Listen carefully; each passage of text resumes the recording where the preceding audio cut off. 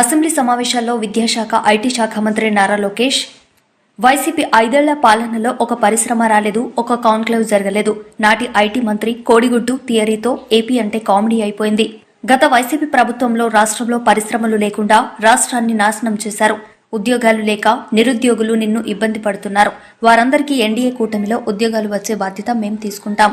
అధ్యక్ష, రాష్ట్ర విభజన తర్వాత 2014లో చంద్రబాబు నాయుడు గారి నాయకత్వంలో ఒకే రాష్ట్రం ఒకే రాజధాని కానీ అభివృద్ధి వికేంద్రీకరణ జరగాలి. రాజధాని ప్రకటించేటప్పుడు చాలా స్పష్టంగా ఐటీ మొత్తం విశాఖపట్నం తీసుకొస్తామని ఆనాడు ఆయన చెప్తాం జరిగింది.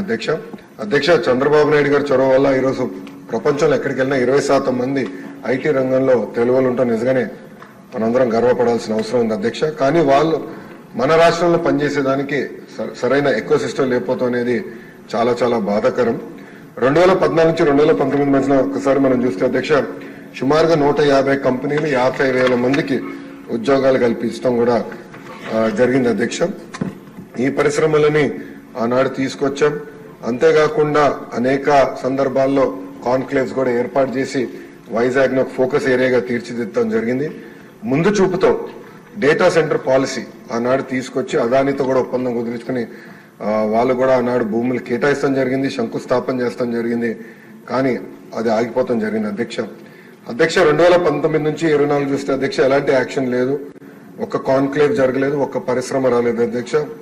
ఒక మంత్రిని బాధాకరమైన పరిస్థితి ఏంటంటే ఆనాడు ఒక మంత్రిని అడిగారు అధ్యక్ష, ఆ రేస్ ఏదో హైదరాబాద్ లో జరుగుతుంటే ఇది మీరు ఎప్పుడు తీసుకొస్తారు ఆంధ్ర రాష్ట్రానికంటే కోడి ఇంకా గుడ్డు పెట్టలేదు, లేదంటే గుడ్డు కోడి పెట్టలేదు ఏదో చెప్పాడు అధ్యక్ష. అది దేవుడి తెలియాలి ఏం చెప్పాడు.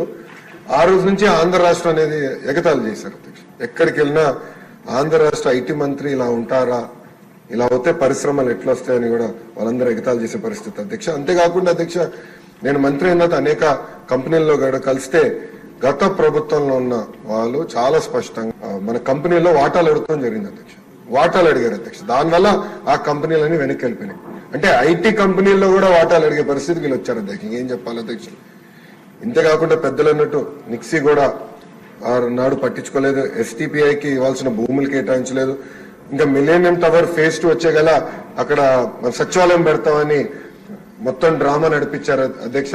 సచివాలయం పెట్టలేదు, అలానే ఐటీ కంపెనీలు కూడా అది కేటాయించలేదు అధ్యక్ష. దానివల్ల ఆంధ్ర రాష్ట్ర యువకులు చాలా చాలా నష్టపోతాం జరిగింది అధ్యక్ష.